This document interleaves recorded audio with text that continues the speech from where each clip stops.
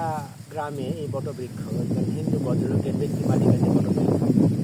ঢাকা জেলার ধামরাইয়ের সাইডটা আমার পেছনে যে গাছটি আসলে যে গাছটা দেখাই গাছটা দেখেন গাছটি একেবারে মাটি থেকে উপর পর্যন্ত আপনি না দেখলে যারা আসছেন তারা তো দেখতেই পাবেন। আর দেখার পরে কি একটা অনুভূতি হয়, আমি আজকে প্রথম আসছি আমার মামার সাথে এখানে, আজকে প্রথম আসছি। আগে রাস্তাটা ছিল এদিক দিয়ে, এই ওকে। রাস্তাটা দেখতে পাচ্ছেন, এই রাস্তাটা আগে ছিল এদিক দিয়ে।